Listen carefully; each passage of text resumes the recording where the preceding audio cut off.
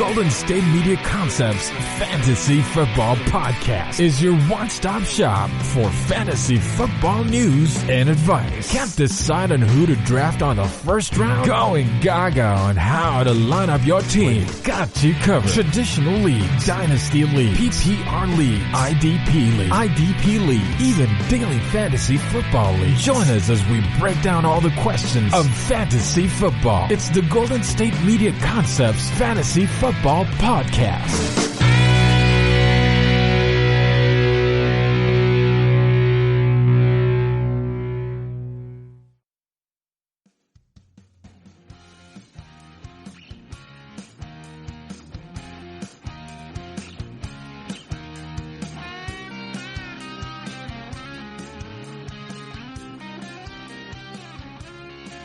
Welcome to the GSMC Fantasy Football Podcast on the GSMC Podcast Network.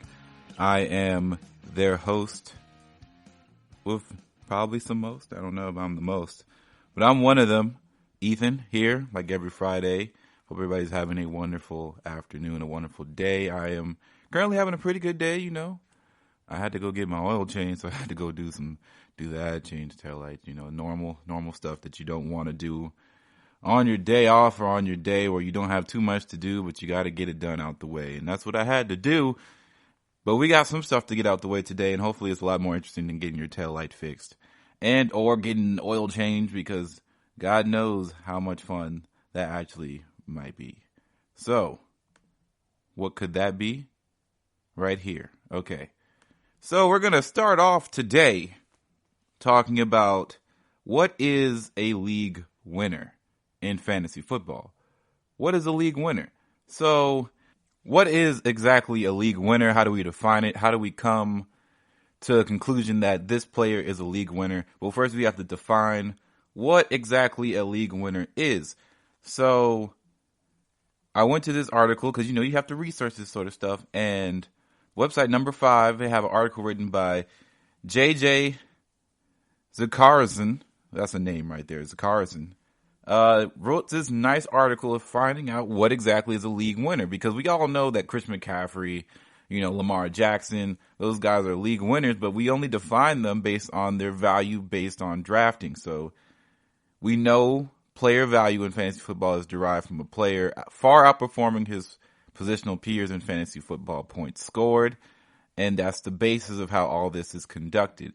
So they had to do a bunch of research in order to figure out some averages over the best in each position at the time of rank. So they have these charts up where it shows the average running back and wide receiver, because you don't really need to care about tight end, quarterback, because it's less complicated in PPR and over the last 9 years. So basically they looked at who was the number one in 2011 in points per game, and then the wide receiver 19 position per game averaged 14 points, 14.7, something like that. So you kind of have to look at it from different onslaughts like that, and then you come together and you see what the running back average, wide receiver average, and what the difference is between each year. So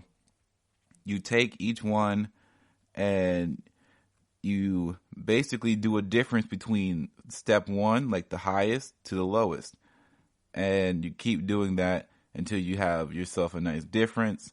And then you can kind of see what are league winners and where can you find them. So where can you find a league winner? Typically, a running back, as far as league winners, in this sort of metric, in this scenario, top 60, you'll find a league winner, which would be typically around 24 points per game. For running backs, 73% of the time, it's in the top 60. So really, you're not finding anybody in the last, like outside of the first few picks of the draft. You're not going to find a league winner. Outside the top 60, it's the 26th percentile. For running backs, for wide receivers, is 88th percentile in the top 60 and only 11% outside of the top 60. That's very, very, very, very telling. And typically, of course, you're going to find your league winners for both in the first round more than any other round, except for, really, it's interesting, the wide receiver rounds seem to kind of drop off a bit gradually, and they have a weird spike in the 5th round on this metric. But running backs, it literally depletes. After the first round, it goes from 33% to 16%, then it gradually goes to 14%, and then 4th round is 4%, and 5th round is also 4%. So it really, really hits a hard drop off after the first 3 rounds for running backs.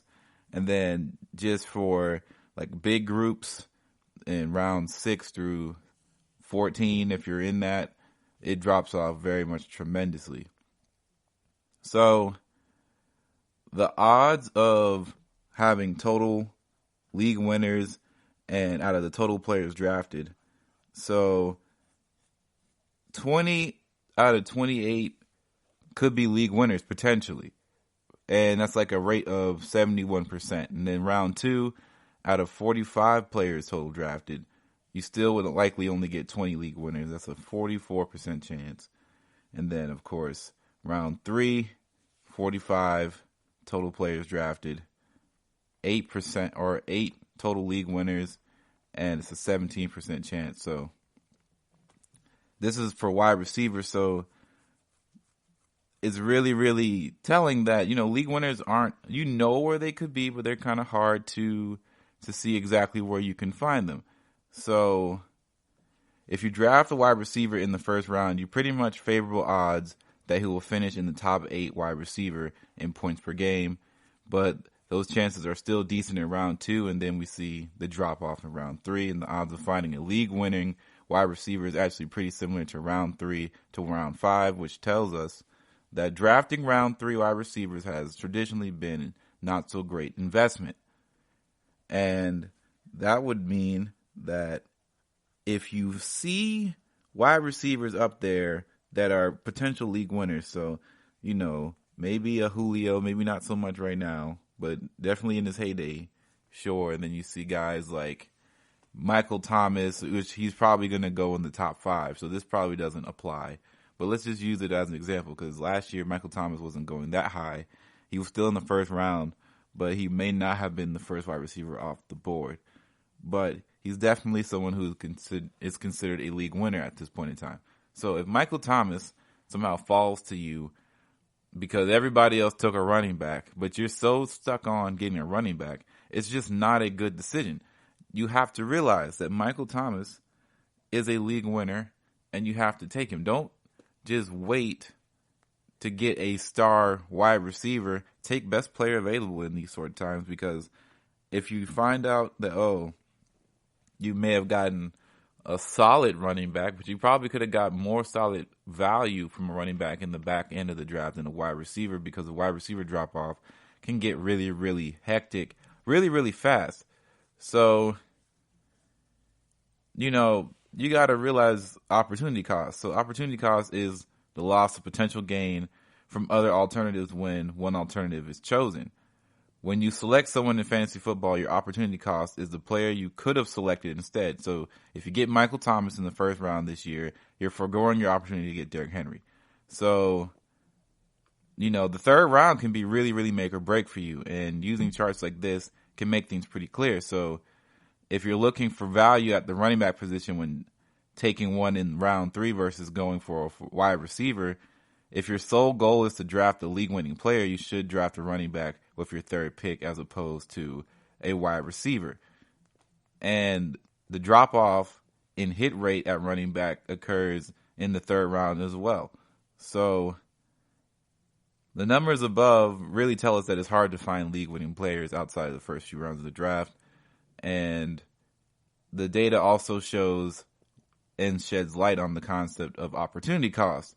And that's probably the biggest takeaway after all of this, if you really think about it from that perspective, that your decisions, your choices have consequences, and you have to know what these consequences are in order to continue to build a solid group of individuals. So, like we use an example, if you take Michael Thomas in the first round, 9 times out of 10, you're going to forego the opportunity of getting Derrick Henry unless, somebody completely whiffs in the draft, or multiple people whiff in the draft and they end up letting Derrick Henry fall to you on your second go around if you're doing a snake draft.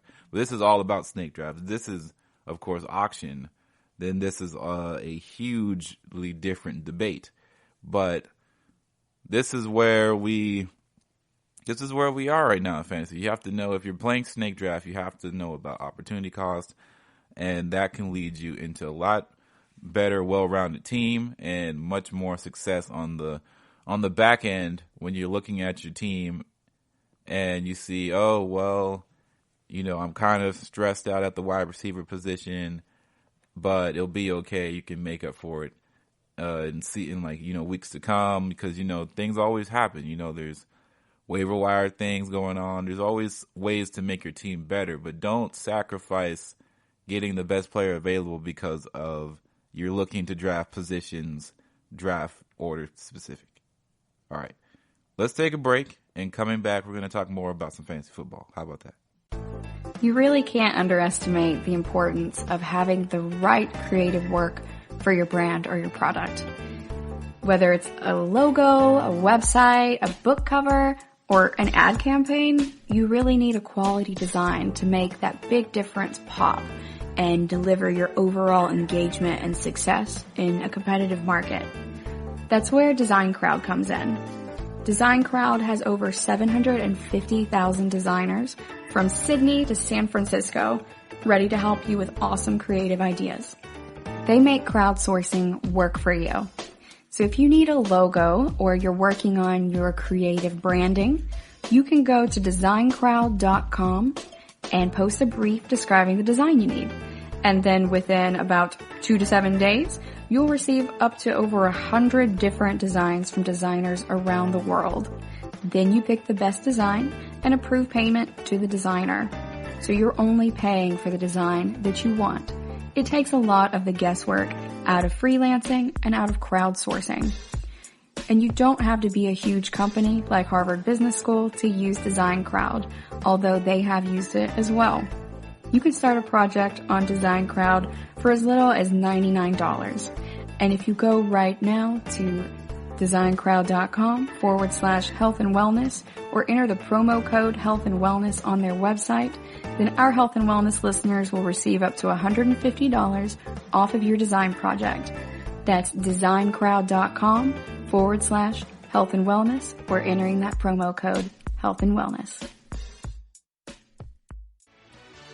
Are you looking for the very best NFL and college football podcast? Then check out the GSMC Football Podcast. Get the latest football news both on and off the field. From the NFL Draft to trades to the rumor mill to the NFL Combines, they got you covered. That's GSMCpodcast.com/football-podcast. Get updates on college rivalries, game day insights, and much, much more. It's football talk the way you want it. This show eats, sleeps, and breathes football. Don't forget to like them on Facebook and follow them on Twitter. Visit GSMCpodcast.com for more info.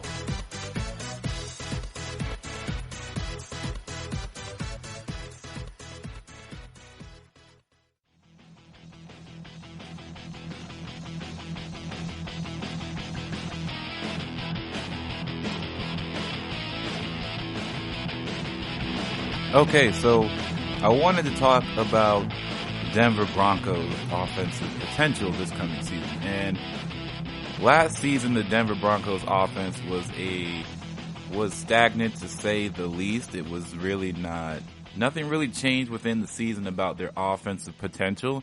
We did see people do well inside their system. Of course, the emergence of potential budding wide receiver star Courtland Sutton was a surprise by many, or maybe if you knew, you knew. But he was a surprise to me, and I still had him on my team, and he did very well, and I'm excited to see what his potential can bring for next season. And, they also went and did some major drafting for wide receivers in the first 2 rounds of the NFL draft.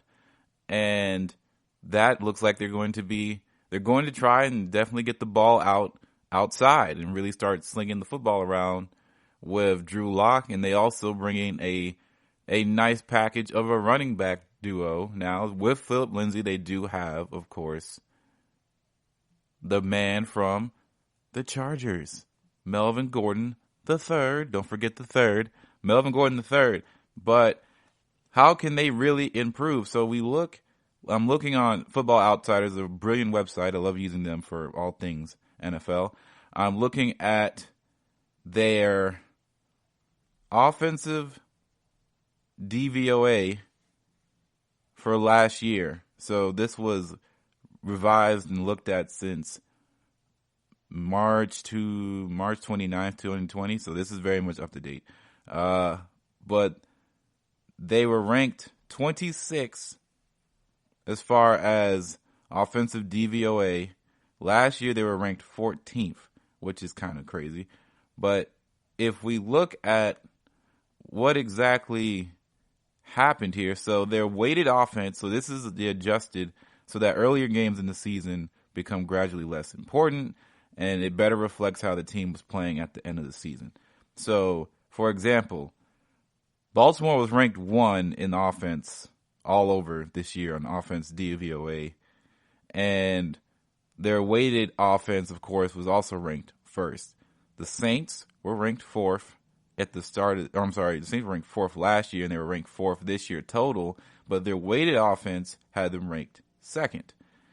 Tennessee was ranked 6th for the total amount of the year, but their weighted offense was ranked 3rd. Like I was saying, Denver is a team that really was pretty stagnant. They were ranked 26th throughout the whole year, and their weighted average was still 26. Their passing average was 27th ranked, and their rushing average was 19th ranked. And that tells us a whole lot about the struggles between Philip Lindsay and the offensive line, and their passing was really just not that great. And overall, their offense was really, really on the bottom tier of the league.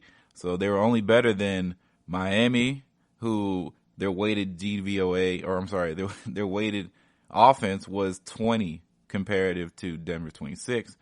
And everybody else was, of course, under Denver legitimately from start to finish. So Carolina, Cincinnati, Washington, New York Jets, Pittsburgh. Pittsburgh, of course, had the worst offense of really all time. Not really all time, but they had the worst offensive performance last year, by far none. And it was quite a performance among the most. So what does this take us? Where does it land? What can we use from this to see the offensive potential coming this year? So we saw the Broncos have scored 29 or more points in each of the past 3 seasons and 5 times total since Peyton Manning retired. And somehow, some way, you have to know what that means. So over the past 2 seasons, the Chiefs have lost 9 games, 8 of which were to opposing teams that scored at least 29 points. And the Broncos, like I said, have only scored 29 or more points once in each of the past 3 seasons, 5 times total since Peyton Manning has retired. So it's been really tough for the Broncos to find the offensive personality, offensive identity.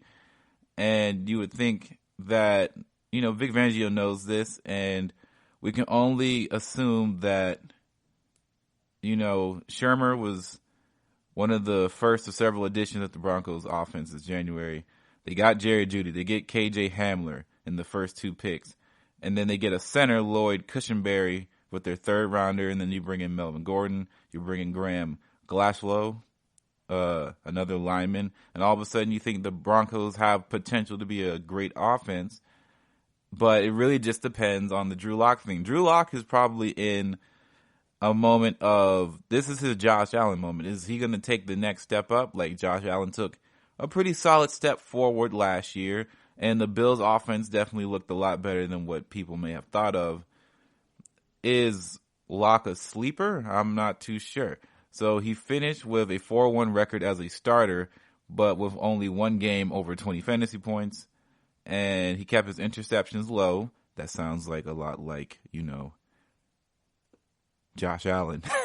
But he notched a few touchdowns twice and had 3 games under 30 pass attempts. So of course, Drew Lock has a very strong arm, solid mobility, and he has to play with a rhythm, and he doesn't quit. His footwork and pocket management are improved from Missouri, but his gunslinger mentality still remains. I don't think that's a bad thing. I think having a gunslinger mentality can be good, especially on an offense that really looks like they're just going to be flinging the football down the field. It could be good potential for guys like Courtland Sutton, who is quite sizable, and he has a good nose for the football. And it's just, they find a way, they have a good chemistry. So you'll see him float the ball up to Sutton all the time, and Sutton will find a way to convert first downs and things like that. So we do have to remember that it's possible that Courtland Sutton's numbers could suffer, right? So, taking Jerry Jeudy and Hamler at the first 2 picks of their draft, and tight end Noah Fant, who is somebody that people are looking at as a sleeper tight end. The videos that have been surfacing about, or if you look back and look at the tape, Courtland Sutton is just, he can make some of the plays that Drew Lock is throwing him the ball. So I think that the Sutton is really much like the glue to this offense, in my opinion. And when the Broncos traded Emmanuel Sanders, he saw a lot more double teams the previous season. So once you get Jerry Jeudy in there, Hamler, Fant, and establish themselves as good threats in the passing game, he will see a lot of more coverages like what the Patriots like to do is lock you down with someone like Stephon Gilmore, and then everybody else has to beat you. But it won't be a lot of double teams. So he will probably lead the team in targets, and he'll probably have a solid season. I wouldn't see why he can't end up getting, another 1,000 yards, and I think he'll still be your number 2 wide receiver when it is all said and done. So what does that mean for Jerry Jeudy? I think that Jerry Jeudy might be really solid, and he could have stud potential, but we don't really know exactly when the NFL season is going to really, really get going. So we don't know when he'll have that time to develop his talents with his teammates and his new team. So, NFL ready footwork, good size, good speed. Jeudy is going to be joining a really talented roster now, and it's all dependent on if Drew Lock can get this team going on the offensive side of the ball. He doesn't have Tua Tagovailoa throwing him the ball anymore, and he doesn't have, of course, the greatest college football coach of our era coaching him anymore. But I don't think that would be a bad thing. I think he'll find a way to adjust. He has really good NFL-ready skills in his own right, and he'll find a way. KJ Hamler, kind of like a smaller guy, Swiss Army knife, is probably the better version of what a Tavon Austin might be. He's not quite as fast, but he can run routes. He can run the backfield. He's really much a do-it-all sort of guy. And, being small is not a big problem because we've seen small guys be successful before, and it will still be successful now. So I think the Denver Broncos have a solid looking group of offensive talent to look at coming up in this next season. So I wouldn't sleep on them. If you find a guy at a value spot in your draft, you may want to take a look at him. All right. But we're going to take a break, and we're going to talk about the Saints' offensive potential. You really can't underestimate the importance of having the right creative work for your brand or your product.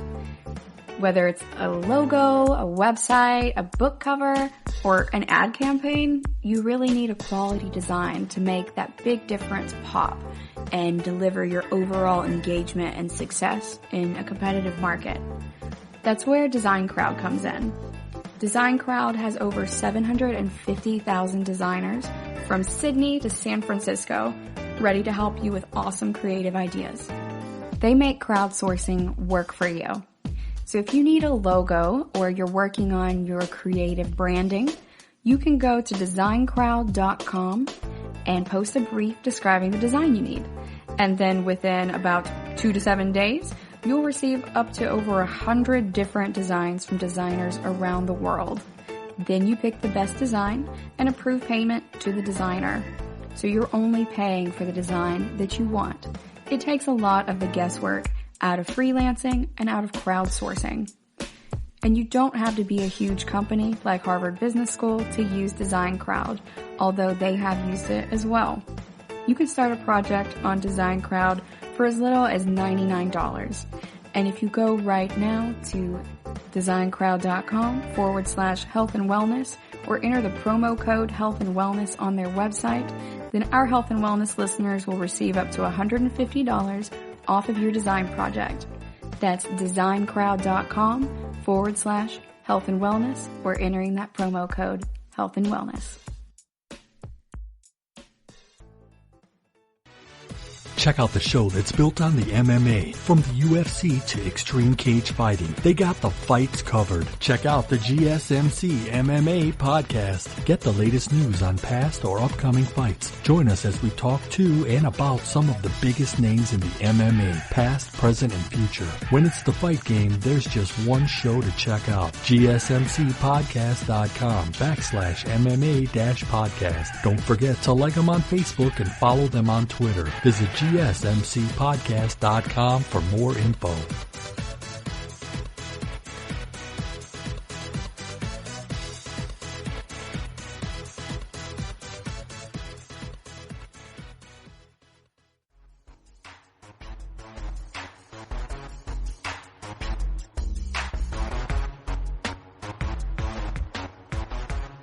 So we're going to be talking about the Saints' offense potential, because they just keep making moves this offseason that makes it seem like they are really, really trying to make this. If this is Drew Brees' last run, which a lot of people are starting to speculate, and we're not too sure. We know he has re-signed essentially for 2 more seasons, but the second season seems a little bit more up in the air comparative to everything else that's been going on. And we see tendencies with the Saints. They draft linemen, and they usually are really, really good at identifying linemen that are going to be very serviceable for them. And they always have had a pretty solid to really, really great offensive line year in and year out. So the Saints know what they're doing with the O-linemen that they look at. So recently, they went and picked up another one in free agency for a 1-year deal. And this is probably to soak up the cost of letting go of Wofford, because, they did end up drafting a solid guard who did play, we do know that he can move around and he's not going to be playing center, or maybe he switches positions. But the Saints did end up drafting a really, really big time guard out of Michigan, who at the time we know is probably one of the better interior linemen, if not the best interior lineman in this last draft class. So they had to let somebody go because they can't have them all, and especially since Larry Wofford really, really was eating a lot of money to the Saints, and they needed something more usable. So this is a conversation about Teron Armstead, because Teron Armstead is one of the best tackles in pro football. He earned a Pro Bowler in each of the last 2 years, and he was second team All-Pro in 2018. But he hasn't really had 16-game healthy season in one season at all. And then he's 28 years old, coming up, closing in 2019. And it's the first time he's appeared more than 10 games since 2015. So as great as he is healthy, the Saints need some help to figure out the situation, because when he is out, usually they slide Andres Pete in there, and that's usually his college position. And they'll do something like Senio Clemente or Nick Easton will put in Pete's place. But there are also times where, Pete isn't the most healthy guy in the world either. And when they're both out, it just looks like we don't know what we're going to do. So we can't have an injury, or let's say not we, but the Saints can't have an injury that affects 2 positions like that. And they got somebody from Baltimore, backup, James Hurst, steps in, and he was suspended the first 4 weeks for performance-enhancing substance violation. He is the best option the Saints have for the next 12 weeks and the playoffs, when he is allowed to really come back. So he has pedigree to give the Saints confidence that he can hold his own at the left tackle spot, and either in a pinch or a few weeks depending, because, injuries do happen. And you need linemen. because at the end of the day, if your linemen go down, the whole season goes down. We even saw last year that the Saints, although lost Drew Brees for a numerous amount of weeks, longer than they've ever had to lose him, they still found a way to string some games together because their offense is just so strong. And that's something that we got to look at. So, of course, we're going back to what? Football Outsiders, innovative statistics, intelligent analysis. I don't know why I did it like that. New Orleans, of course, ranked 4. Last year they were ranked 4th. Their weighted offensive ranking was 2nd, with their percentages in the high 20, was above 25%. And typically that means that's like excellence. It's really, really good. And their pass percentage, or their offensive pass ranking, was 3rd, and their rushing was 10th, which is kind of weird because they've been one of the better rushing teams. They've been top 15 for the past few years, especially when they had Mark Ingram this year, or last year. Rather, it was a bit tough. Kamara was hurt. Their offensive line wasn't always pieced together. We did see some flashes, though, when you saw Kamara really do well. When Drew Brees did come back, they started to figure some things out. But it wasn't as consistent as it used to be. And that does bode well. Or that does bode for small amounts of concern originally. But now I feel like they have figured some things out, because a lot of their problems came from not having a second option in the wide receiver realm.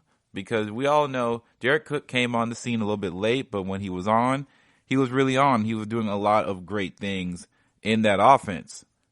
And then, of course, we all know about Michael Thomas. We don't have to really discuss Michael Thomas. We know he's going to be probably the first wide receiver taken in many leagues reasonably. And, of course, Jared Cook is probably going to be one of the first 10, probably one of the first 5 tight ends taken in this year's draft. We know Kamara probably slips a little bit. He's still probably going to go probably top 10, or very, very minimally at the worst, just outside the top 10. I don't think people are just going to pass on Alvin Kamara just because of seemingly a weird season of injuries and kind of fluky stuff. And it didn't look like the Saints were really trying to use him to his most potential. They weren't using him in situations that really put him in a good standing relationship on the offense. And that's just how I like to describe it. We all know what they did. They went and got Emmanuel Sanders in the offseason, and that is huge because, one, Emmanuel Sanders is an excellent route runner, still has good speed to break away. We saw that with the 49ers and what he was able to do with that offense. And that just makes things so much harder on defending defenses to go out and cover everybody. We still know they have Taysom Hill. I'm still not too sure if Taysom Hill is worth the fantasy value that people are projecting him to be. And I highly doubt, because we all know a lot of his 7 touchdowns came off of, Kamara bringing them down into the end zone, or, Michael Thomas bringing them down in the end zone, or Jared Cook bringing them into the end zone. It wasn't like we were seeing Taysom Hill break off and go for 40 and a touchdown on one play. That just wasn't happening. He was getting in the end zone, byproduct of all the other great offensive weapons around. So don't be fooled about the 7 touchdowns. We can't be sure what exactly he's going to be used of in any capacity. If it was me, if you really were interested, you need to do some mock drafts and see where people are looking at Taysom Hill first. Don't just go and assume that Taysom Hill is going to be a hot commodity, because there's just a lot of players that can give you more value than just him being the name, because we all know that he's the Saints Swiss Army knife. We all know he's the Saints' gadget, the gimmick player, or whatever you want to call him. He's that. But it doesn't mean that he is going to be a solid in and out for any league, deep or not. Like, we can't be too sure exactly what Sean Payton has in store for this offense. So we have to kind of taper our expectations a little bit and find a way to really, really look past the glamour of watching him play, because we all like to watch Taysom Hill do what he does. It's fun. It's exciting. It's riveting. It's refreshing in NFL terms of seeing a guy like him really, really kind of just do it all and not really be position specific and really not complain about it. But for fantasy, that's not important. We need to know where the points are coming from. And we know where the points are coming from. It's coming from Drew. It's coming from Michael Thomas. It's coming from Alvin Kamara. And it's coming from Jared Cook. And now with the addition of Emmanuel Sanders, essentially replacing the Ted Ginn role, but a better version. That is huge for the Saints. And I think their offense potential is honestly through the roof. And a lot of reporters, a lot of analysts have been keep saying it, and I'm going to say it as well. The Saints probably have the most complete roster in the NFL to this day. Right now, they have the most complete roster in the NFL, and anybody on their 52-man roster at this point could be starting big-time minutes in playoff games, and they have them all on their roster. Now, does that mean they're going to find some problems when they have to come pay some of these guys? Yeah, there's going to be some problems later on, but right now, they're okay, and they got to make the most of this situation. All right, so we're going to take another break, and coming back, we're going to be looking at some great rankings. Once again, we got to always make sure we're on top of the rankings. So we're going to be looking at some Fantasy Pros rankings for standard, and then we'll move on to PPR, and then, of course, half PPR. Those things, we'll be doing that. That's coming up. Check out the show built around the women of MMA. From the UFC to the extreme cage fighting, we got the fights covered. Listen. It's the Golden State Media Concepts Women's MMA Podcast. The latest news of upcoming fights, discussions of previous matches. Join us as we talk to and about the biggest names in women's mixed martial arts, past, present, and future. When it's the women's fight game, you know where to listen to. The Golden State Media Concepts Women's MMA Podcast.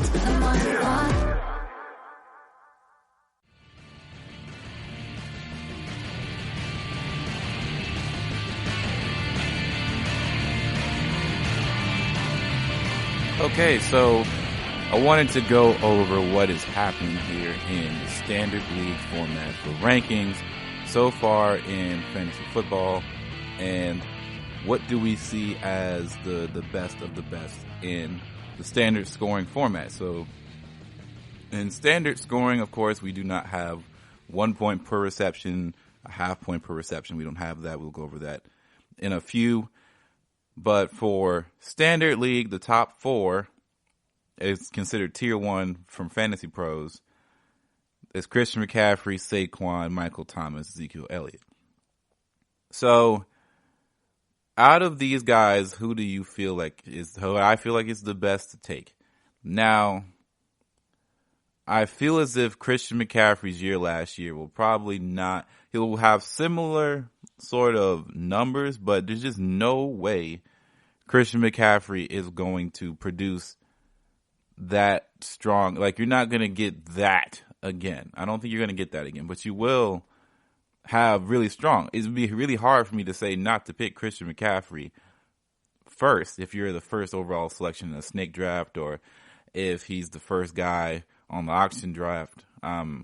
It'd be really foolish to not try and outbid somebody if you feel like that's the guy you really want on your team. Then you move to Saquon, where, he has the week 11 bye. His best pace scenario is picked 1. He's been at best in mock drafts been picked 1. At worst, he's been picked 6th. And he's averaged around 2.9. So he's either going 2 or 3 for most people. It's really, he's the most valuable running back outside of Christian McCaffrey, I suppose, if you look at everybody else, because Saquon last year had injury issues, but then turned it on later on in the second half. And we still know that the Giants' offensive line is not the best, right? We know he's not the best. We know things can get kind of weird and what have you. Michael Thomas is a guy who you would think, for how many targets he receives, he's a stud in any PPR version that you can have him. Well, he's still a stud too. He's just not the best stud among everything else. So he has a 6-week bye, but he's the first wide receiver off the board just because the sheer amount of volume that he gets. Somebody told me the other day that he is kind of like Russell Westbrook in a sense of he is but a more efficient guy, I guess. But the sheer volume is very reminiscent of what would happen with a Russell Westbrook in basketball, where he just brings so many stats that you just can't do anything but look at it. He's so efficient, and we all know he is literally the number one target for the New Orleans Saints. It is not even close. Next is Ezekiel Elliott at 4, and Ezekiel Elliott has an interesting way of being right now. This will be his first season since last year, of course, with not having some real deal weird start to the season, I suppose. He will get right off to the races, right, ready and going, comparative to what everybody else has to deal with. He'll be off to the races. And he will be able to really showcase what he's capable of at the very early start of the season for fantasy owners. So last year, he started off kind of slow, of course, because he was coming back, getting his body in shape, and then he started to put it on later on down the line. But we really need Ezekiel Elliott to really push the boundary. Now, I don't know if he's going to have another explosion season. I think he'll be serviceable. And by serviceable, I mean he's going to get you 20 points because the Cowboys, no matter what offensive weapons they get on the outside, it all ends and begins with Ezekiel Elliott's run game and that offensive line doing wonders and helping Dak out in the process. So you shouldn't have to really worry about Ezekiel Elliott's numbers dropping. And also his numbers in the passing game aren't necessarily something that is too out of sorts, in my opinion, to really worry about it as far as standard league procedures. But for example, there's some guys in standard leagues you're going to want to kind of avoid later on down the line. So I would say that guys like Austin Eckler is somebody who you may want to look at, somebody who's not super catch dependent and in the running back stating. If they don't score a lot of touchdowns, you want a guy who's going to get majority of the carries and still able to catch out the backfield. It's hard to get. That's why running backs go so quickly in non-PPR leagues, because of the fact that they do a lot and their points value adds up quite a bit at the end of the day. So let's say, for example, Melvin Gordon in a non-PPR league in standard is a pretty weird investment to make because he is not a guy who he does run the ball. He runs the ball a lot, but he's really, really versatile in the passing game. But here he's ranked 41st all together as far as wide receivers and running backs as far as total rankings.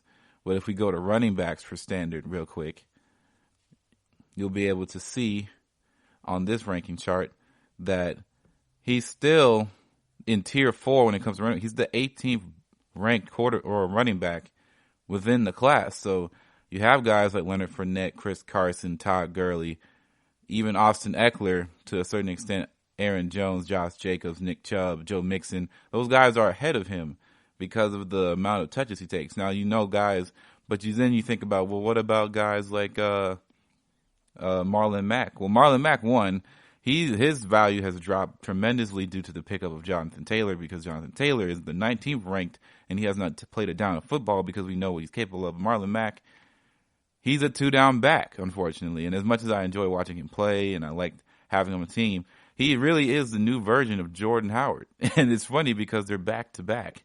As far as the running back rankings are concerned, they are back to back. It will be extremely, extremely tough for guys like him to survive in standard league play. And by survive, I mean thinking that he's going to be your breadwinners. Your breadwinners belong in tier 1 and 2 and some in tier 3, depending on what the season they have. So you have to remember this in order to continue to draft in a good place. So then you have your wide receivers, of course, in standard, where you have your Michael Thomas, your Tyreeks, your Devontae Adams. Now, after Michael Thomas, I'd have to say you have to look at guys like Tyreek, and you have to look at guys like DeAndre and Devontae. Those three, like Julio is interesting because his targets, he'll get like 10 targets, but it doesn't come out to touchdowns a lot. And touchdowns are super, super valuable in standard leagues because if you're not scoring touchdowns, you really aren't doing too much in standard leagues because you're not getting the catch points as well, obviously. So, like you say, Odell is in tier 3. Odell had 2 touchdowns last year. He was not very viable as a wide receiver pick in standard league format. I had Odell and Julio last year, and somehow, some way, I just was not doing well. And maybe it was just because it was a bad year for wide receivers, but maybe looking at it from a value standpoint, there was just a lot of wide receivers that were scoring more touchdowns than those two, and thus their value was over them last year, but they have seemed to still keep their overall sense of value for the season to come. Maybe it's outliers, but you'll see guys like Cortland Sutton at 17 who had a pretty solid year last year. This is a Cortland Sutton fan page here at the end of the day. That's what we are. And I guess that's what we're going to stay. But looking over the rest of the lines and the tier list, you're going to see a lot of guys who you need to really be accounted for. Like Juju is 13 in standard, but if you look at PPR, which we're about to talk about in a few seconds, things will change. So always remember that things do change from standard to PPR. There are a lot of constants because some guys are just above the idea of one league format than the other, but things do change. So we're going to go ahead and get ready to go to break. And then coming out of the break, we're going to be talking about PPR, half PPR, because they're kind of the same. And we're just going to go in all on that, like which guys are to look out for, who are the sleepers in PPR, which ones you want to feel out, which one you want to wait on. That's coming up right now. Are you looking to get your college football fixed? Looking to get the latest news on your favorite school's team? The GSMC College Football Podcast is your ticket to all things college football. Join us as we talk college football from the national championship, the college rivalries, the bowl game, to the Heisman Trophy. To which conference is the best? We've got you covered for the Big Ten, SEC, Big 12, the Pac-12, ACC, and everything in between. Download the GSMC College Football Podcast on iTunes, Stitcher, SoundCloud, Google Play, or anywhere you find podcasts. Just type GSMC in the search bar.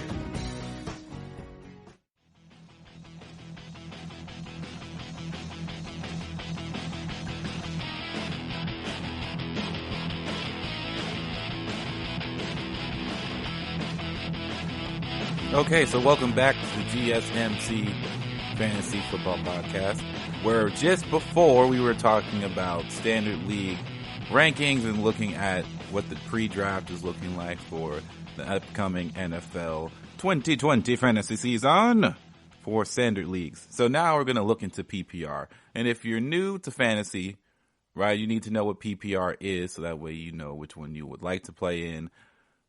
Right. So what is PPR? PPR stands for points per reception.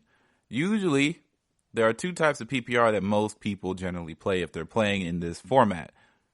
It is 1 PPR and 0.5 PPR. 1 PPR means 1 point per reception.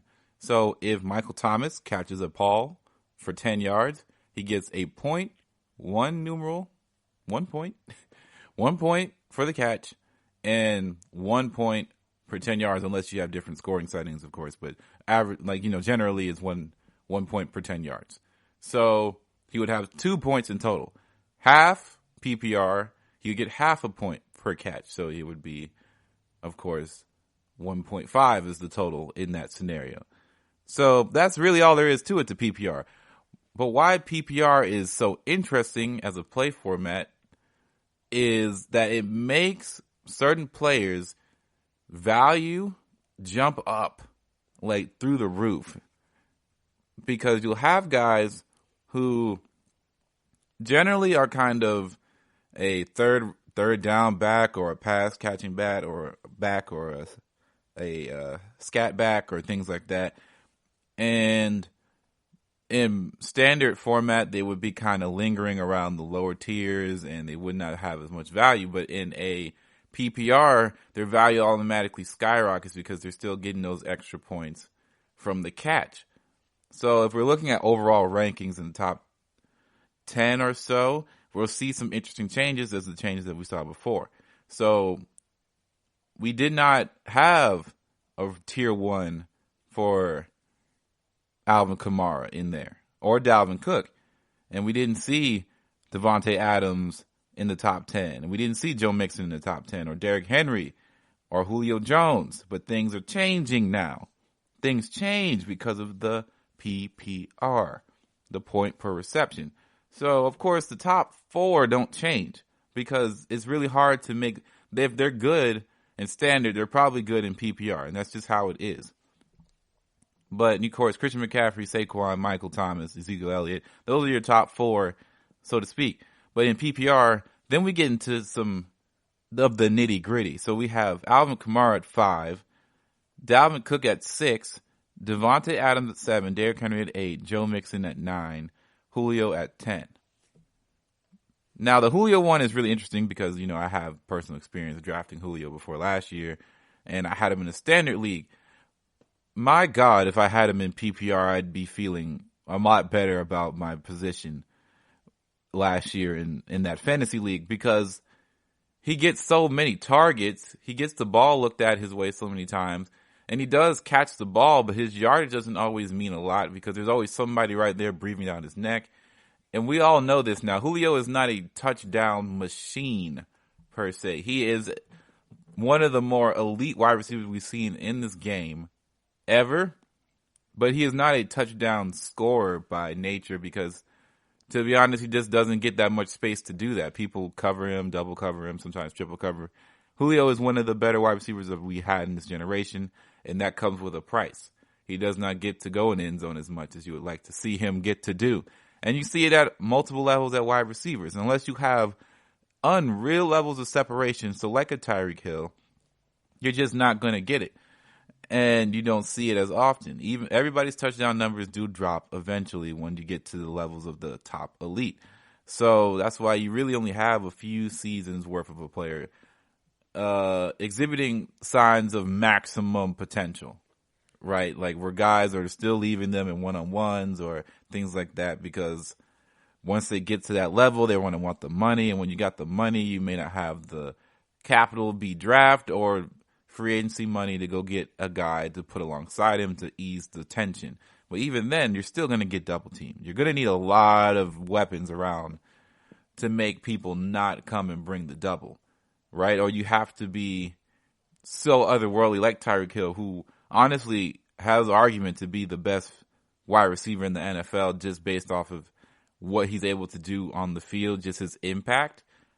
But I don't want to say he's the best wide receiver in the NFL. I want to say he might be the best weapon to have in the NFL, but I don't think he's the best wide receiver.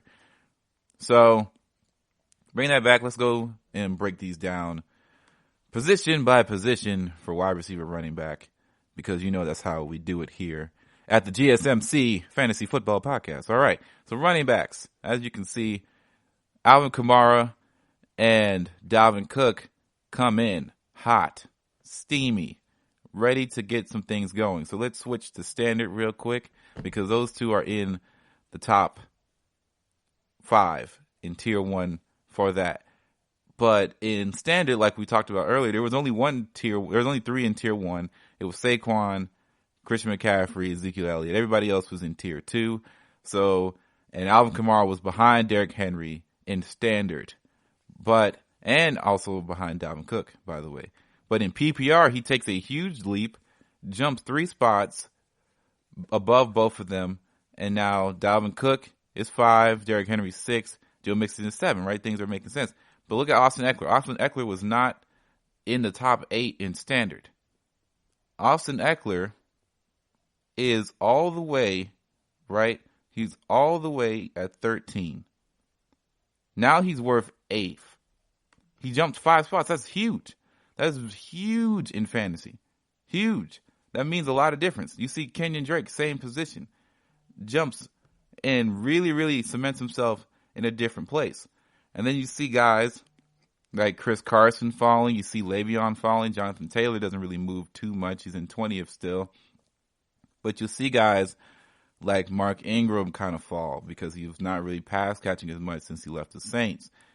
And you'll see guys who like Sony Michel, who is just not a PPR friendly running back, kind of plummet. Phillip Lindsay, not a PPR favorite running back, kind of plummeting. Jordan Howard, plummeted, 39th. Marlon Mack, 42nd in PPR.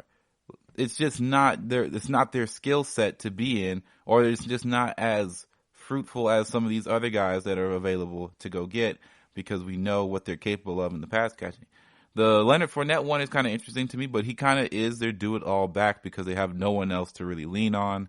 So that is something to look out for as well. Clyde Edwards-Helaire being at 16 is value. That is value, guys. Value. Value. If you see him, pick him up. The best that people are picking him at 7, but that's outlier stuff. The worst is 50th. Come on. There's value in finding a guy like him, a rookie. You got to do it. Think about all the top rookies. The last few rookies that had really, really killer seasons, 2 of them came from the Chiefs. Kareem Hunt and, of course, Damian Williams was a rookie too. But this is another situation, of course, where you're going to find yourself a rookie that's going to get a lot of playtime immediately. Think about Josh Jacobs, a lot of playtime immediately. Miles Sanders, playtime. Alvin Kamara, once they got rid of Adrian Peterson, playtime, and he broke the scene. This is what we look for in fantasy. You got to look for value at lower places because we all know where the top people are. We all know what that looks like. So people are not just going to abandon them. They're going to take them where they can get them. So you got to look at beyond that list. Okay, so moving to wide receivers real quickly before we wrap this up, this segment at least. As we can see, Julio makes it to the top 3 in PPR, while when he was in standard, he was 4. But, things do change. So, for example, it's weird because Tyreek was 2nd in wide receivers for standard. But in PPR, he moves down to 5th. Devontae Adams, Julio Jones, and DeAndre Hopkins jump him. Chris Godwin is 6th. Allen Robinson is 7th. And then you kind of have a weird hodgepodge of jumping around. Odell moves to 13 in PPR, and that's probably due to predictions of him still probably being the number 1 option, but at the same time, there's a lot of weapons in Cleveland. And you're seeing, by tier 3, you're seeing a lot of number 1 options in the league kind of go. Once we get to tier 4, we're seeing a lot of pseudo number 1s, or you're seeing more number 2 options on offenses. So you'll see Robert Woods, and then you'll see Calvin Ridley, A.J. Brown. We don't know how established he's going to be. Devontae Parker, we don't know how established he'll be.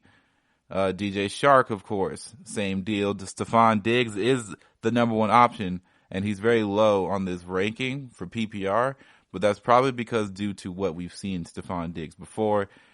It was kind of more of the bang or bust guy, as we saw. Adam Thielen is still ranked ahead of him because he just saw more of the touches anyway.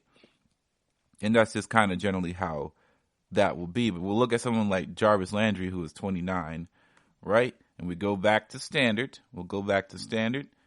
And where is he now? 30th. So not a lot of movement. So some guys don't change, right? This is an example. Some guys don't change. But for the most part, if you look at a lot of things change between the 2 and 3 range as far as jumpability when it comes to wide receivers, and more things change for running backs. So PPR is really good for running backs that are trying to make some noise. But let's take our final break, and then we'll come back and end the podcast. This is your ultimate stop for everything sports. The Golden State Media Concepts Sports Podcast. Should I say more? From the NFL, MLB, the NBA to MMA, it's all in here. The Golden State Media Concepts Sports Podcast. Listen now.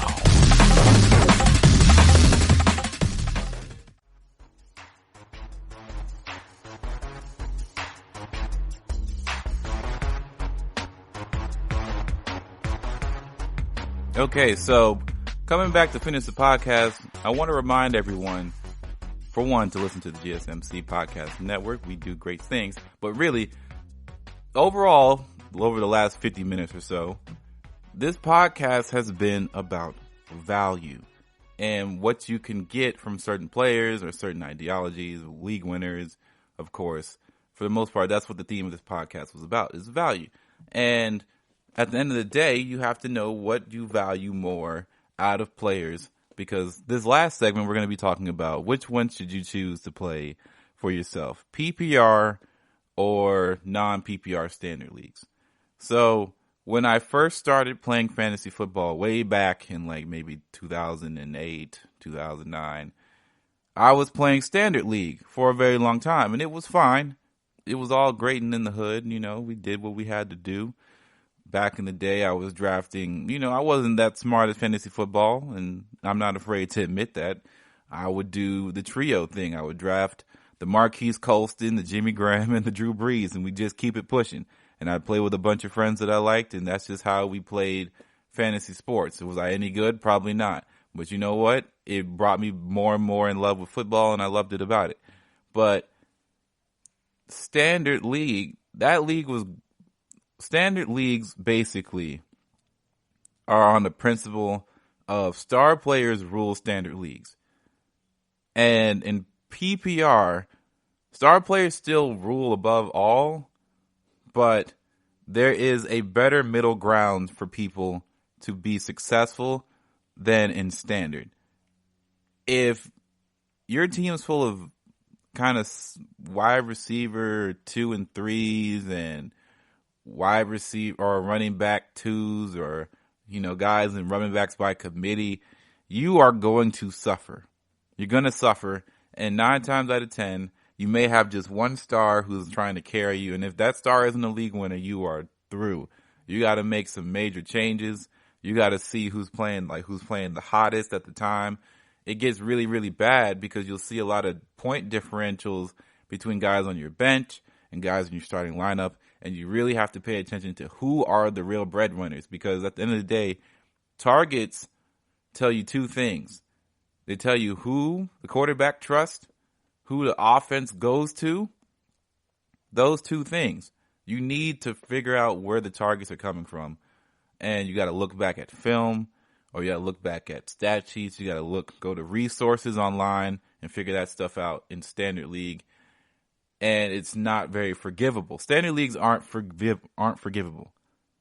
PPR leagues are more forgivable than standard leagues, but don't get it twisted. PPR is still a competitive thing because everybody has the same forgivability clause that you would think about.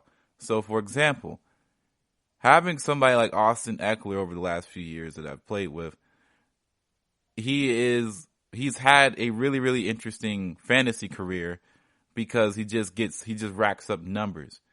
But you'll have guys like Marlon Mack sit on your bench, and on average, they'd probably go around the same place, especially if Marlon Mack gets a touchdown, right? But you're getting much more value in a standard league from someone like Austin Eckler than you are from Marlon Mack, and that is just a pure fact, because Marlon Mack does not catch out of the backfield. He makes up for it in other ways by being the bell cow for the Colts for a little while. But being a bell cow isn't always what it's cracked up to be, because PPR is all about usage rates and potential and catch. Michael Thomas' usage rate is through the roof as far as how many targets he gets to how many catches he completes and the amount of yardage he picks up per play. And if he gets a touchdown, that's just icing on the cake, because he's already coming out with 20 points PPR. Like, it's nuts. Right? Christian McCaffrey in PPR is a cheat code, and it's nuts. And standard, they're still really good, but PPR makes things nutty. So when you go into PPR, you have to understand everybody's value as far as running backs are concerned, as far as high volume wide receiver usage is concerned, are going to go up again. They're going to cost more. They're going to bring in more value to you. So you have to look at those guys, and you got to look for examples in the cut. You got to look in the tall grass. If you're a Pokemon fan, you know what I'm talking about. You got to look in the tall grass, and you can't be afraid to find some gems. You got to go digging, because you got to find the guys who might get a lot of value. So Clyde Edwards-Helaire, you must look for guys like him, because I'm telling you right now, he is going to be the guy everybody is going to look for. He's not a secret. Everybody is understanding of what he's going to be as far as what he's replacing. Who is he going to be? He's replacing the Kareem Hunt kind of vacancy that has been felt last season. Although Damian Williams did do a quality job, they like two back systems, and they give the ball to whoever they feel like is playing the best football at the time. And Clyde Edwards-Helaire fits their scheme. He fits what they like to do, and you got to look at it like that. When you go from that to, let's say, last year, Josh Jacobs, everybody was high on Josh Jacobs. Why? Because he looks like a guy who fits in a modern NFL running back system, and that's what people are looking for. Unfortunately, the Derrick Henrys are very few and far between, and to be completely honest, most of them don't pan out in today's NFL because their catching ability and maybe even their blocking ability isn't 100%. Let's look at Sony Michel as an example. He's not necessarily a body type like Derrick Henry, but the ideology stays the same. He is not a pass catcher whatsoever, and it brings his fantasy down. It brings his potential fantasy value to the complete halt, the toilet, the pooper. It's not there anymore. And you see guys like James White still be valuable on a team like the Patriots who run two running backs, because one catches out of the backfield and picks up yards and gets better touchdown situations and is a better scheme fit for the Patriots than overall for Sony Michel. Sony Michel is very much a two-down back, and that is a no-no in PPR unless he is like your flex or something like that. You don't want, and you can find better flexes than that situation. That doesn't mean that Sony Michel typically isn't somebody you don't want on your team. If you have no choice, you got to go get him. But he shouldn't be your first option. If that's the case, your draft kind of went wonky, and you can probably find somebody who will give you as much value as Sony Michel, or you can trade him away. You got to figure something out. But at the end of the day, you can't have those sort of guys on your team in PPR.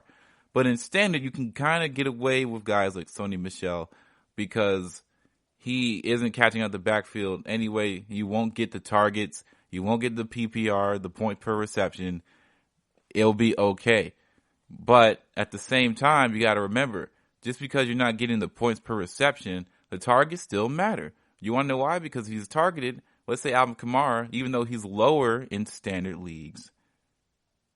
You have to remember that he still will get the catches, not the points for the catch, but he'll still catch the ball and get yards. And that yardage adds up. Of course, you know, Alvin Kamara has a tendency of getting 100+ yards per, like, from the line of scrimmage, not rushing, but from the line of scrimmage. So he catches and he runs out of the backfield. That is valuable information, and that's valuable to teams all across fantasy football. And you have to keep that 100% in mind. So which one should you play? It depends on who you are as fundamentally as a person. Because this is how I break it down. Standard leagues are for people who enjoy football but don't want to get too involved with looking at the minor details, the intricacies and things like that. And I don't mean that to slice standard. Standard is just as like it has its own complexities, right? But as far as you know who this player is, you know what you're going to get. Standard league is about the stars. You go play standard league. That's where you don't have to worry about too much. PPR is where you start to see guys bust out picks that you wouldn't even consider without your first go round through PPR. And it takes you like at least a season to really understand what kind of value system people base their ideal on in PPR. But that's kind of it. Those are your two. But thank you for listening to the GSMC Fantasy Football Podcast today. We love having you guys listen to us, and it all appreciates. We love for you guys to leave a rating and a review for us on whatever podcast app you do listen to all of us here. And please don't forget to follow us on our social media, our Facebook, our Instagram, and our Twitter accounts. You know, follow us. We'll communicate. We like to have fun. We like to communicate. Let's build community. Calm. You know what I'm saying? All right. But without a doubt, this is GSMC signing out. See you all next week. You've been listening to the Golden State Media Concepts Fantasy Football Podcast, part of the Golden State Media Concepts Podcast Network. You can find this show and others like it at www.gsmcpodcast.com. Download our podcast on iTunes, Stitcher, SoundCloud, and Google Play. Just type in GSMC to find all the shows from the Golden State Media Concepts Podcast Network, from movies to music, from sports to entertainment, and even weird news. You can also follow us on Twitter and on Facebook. Thank you, and we hope you have enjoyed today's program.